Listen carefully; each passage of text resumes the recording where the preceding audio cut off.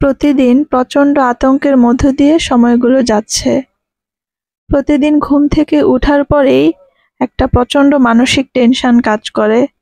এইভাবে ছেলেমেয়েদের উপর গুলি, হত্যা, এটা আসলে কোনোভাবে মেনে নিতে পারতেছি না। মানে ঘুমালেও ঘুমের মধ্যে শুধু এইগুলো দেখতে পাই। কি পরিমাণ মানসিক যন্ত্রণা হচ্ছে এটা বোঝানো যাবে না।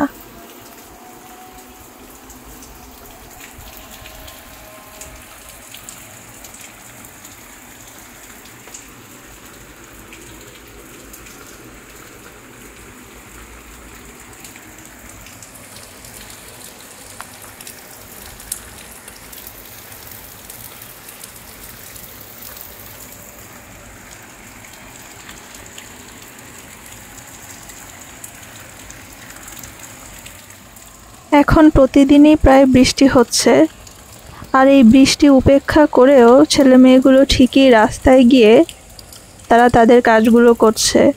ওদের জন্য প্রচণ্ড দোয়া থাকলো, আল্লাহ যেন ওদেরকে হেফাজত করে, আমাদের দেশের মানুষকে আল্লাহ যেন হেফাজত করে।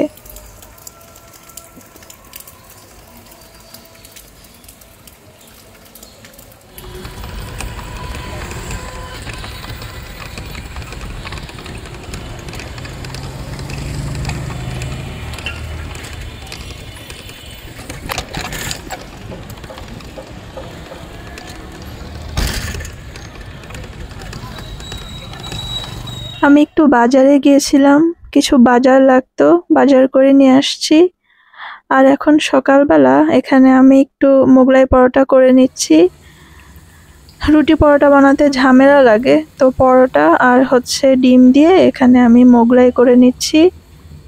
আগেও এই দুই দিন করে মোগলাই করেছি, সেটা মোটামুটি হয়েছিল, কিন্তু আজকে দেখলাম আগের 2 দিনের থেকে একটু ভালোই হয়েছে, তো ওটাই খেয়ে নিলাম।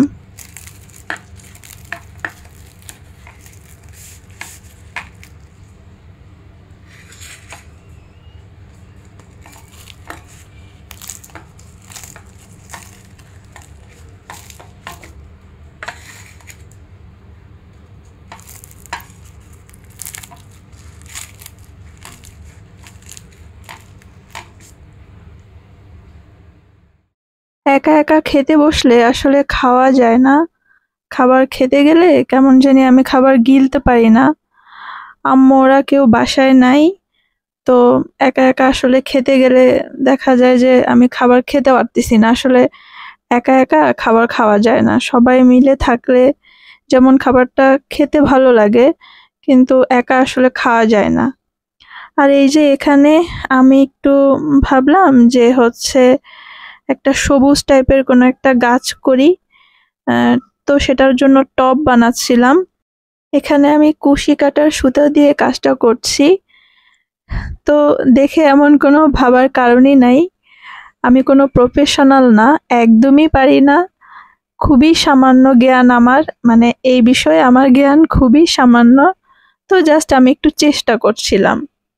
এই যে এখানে আমি এখানে একটা টব বানিয়েছি, ওই যে বললাম গাছ বানাবো, তো সেই গাছ বানানোর টবটা বানিয়ে নিয়েছি। এই যে টবটা দেখে আমার ভালোই লাগছে, কারণ কিউট লাগছিল, ছোট্ট তো।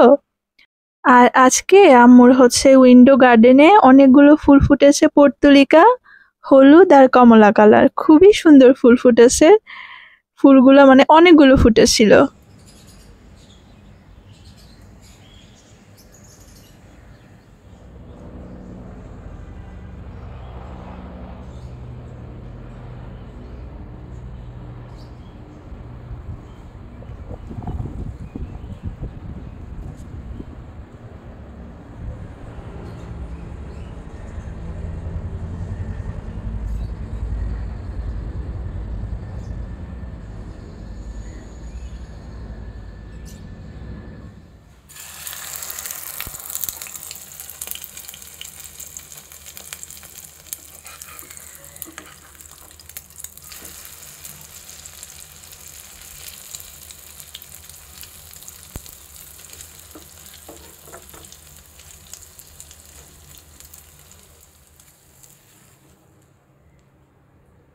আর এখানে আমি ঢেঁড়স দিয়ে ডিম ভাজি করেছি দুপুরবেলা খাওয়ার জন্য।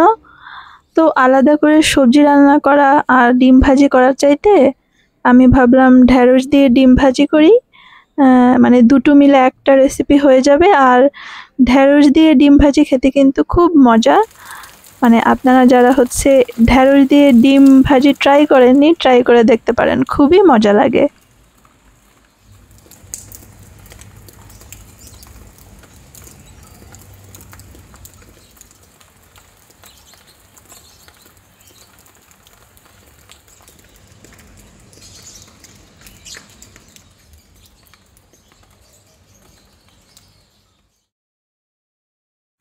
এটা পরের দিনের ভিডিও। সকালবেলা আমি এখানে পরোটা বানাচ্ছি। প্রতিদিন তো আসলে মোগলাই খেতে ভালো লাগে না, তো ভাবলাম পরোটা বানাই। আর এই যে পরোটার অবস্থা দেখেন, আমি তো পরোটা বানাতে পারি না, কারণ এগুলো তো আম্মু বানায়। তো দেখতে এমন হলে কি হবে, বাট মজা হয়েছিল। আমি এটা চিনি দিয়ে খেয়েছিলাম। তো এটা খাওয়ার পরে রান্না করব আমি। এই যে সব প্রিপারেশন নিচ্ছিলাম। এখানে পুঁই শাক আমি হচ্ছে মসুরের ডাল দিয়ে রান্না করব।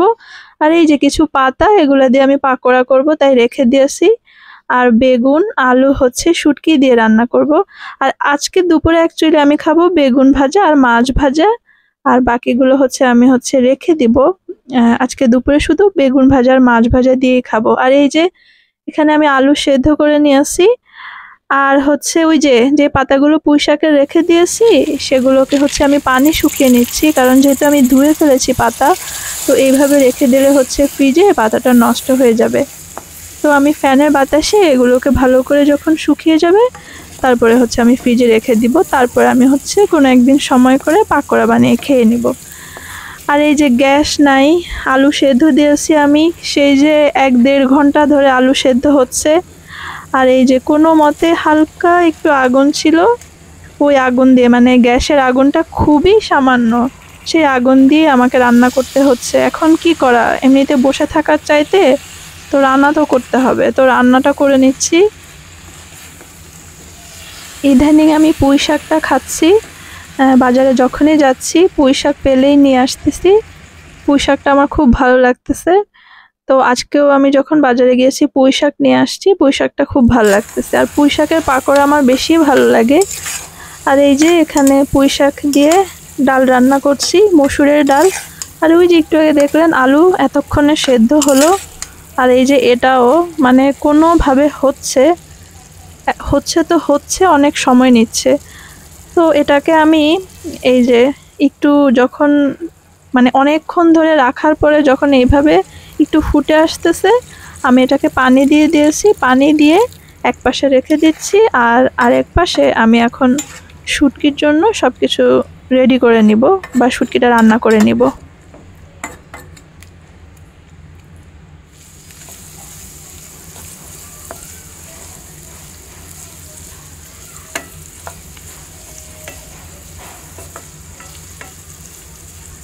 চুলায় গ্যাসের আগুন যেহেতু কম, তো আলাদা করে পেঁয়াজ ভাজি করা, আলাদা করে শুটকিকে তেলে ফ্রাই করা, তার থেকে আমি একবারে তেল আর মানে তেলের মাঝে পেঁয়াজ আর শুটকি একসাথেই ফ্রাই করে নিচ্ছি।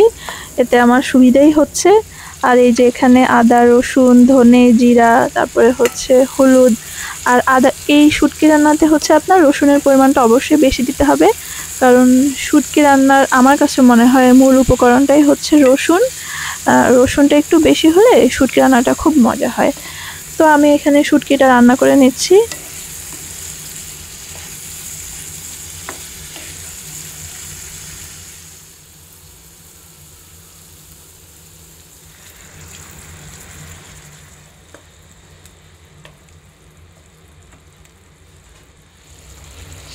এই যে এক চুলায় কোনো রকমভাবে হচ্ছে, আর এই যে আরেক চুলায় আমি শুটকিটাকে আগে একটু মশলার মাঝে ভুনা করে নিচ্ছি, কারণ এতে খুব মজা হবে। আর এই যে এখন সেদ্ধ করা আলু দিয়ে দিয়েছি আর বেগুন। আমি আলুটা আগেই সেদ্ধ করে নিয়েছি, কারণ আমি জানি আজকে যদি আমি এভাবে আলু দেই, এই রান্না আর আজকে হবে না। এই জন্য আমি আজকে আগে আলুটাকেই 1-1.5 ঘন্টা লেগেছে আমার এই অল্প গ্যাসে সেদ্ধ করে নিতে। আলুটাকে আগে সেদ্ধ করে নেওয়ার ফলে এখন খুবই দ্রুত হয়ে যাবে, কারণ বেগুন হতে তো বেশি সময় লাগে না। আর এই আলু বেগুন শুটকি, মানে যাদের শুটকি প্রিয়, কারা কারা এই আলু বেগুন দিয়ে শুটকি রান্না পছন্দ করেন বলুন তো? আমার তো খুবই পছন্দ। আর এই যে এখানে আমি দুপুরের জন্য মাছ ভাজা করে নিচ্ছি, কারণ আজকে দুপুরে আমি শুধু এটা দিয়েই খাবো। এটা হচ্ছে শুধু মাছ ভাজা আর বেগুন ভাজা। এটা তো মানে কি বলবো, শুধু মাছ আর বেগুন হলে, মানে বেগুন ভাজা হলে আমার আর অন্য কিছুই লাগে না।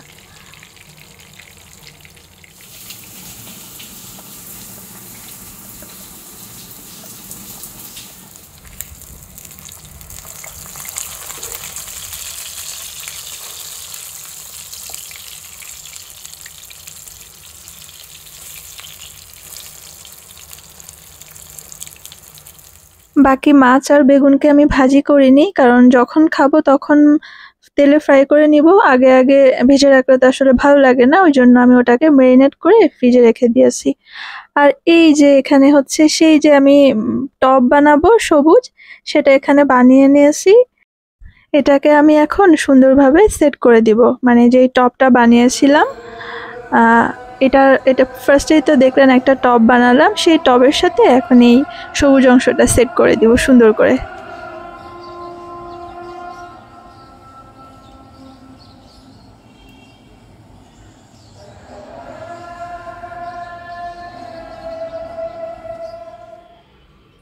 এই যে হয়ে গেল, পুরোটা সুন্দর করে আমি সেট করে দিয়েছি, টব বানিয়েছি। তারপরে হচ্ছে এই যে পুরোটা কমপ্লিট। আমার কাছে সবুজ ভালো লাগে, তাই আমি ভাবলাম যে সবুজ টাইপের কিছু একটা বানাই। ভিডিওটি দেখার জন্য অসংখ্য ধন্যবাদ। আল্লাহ হাফেজ।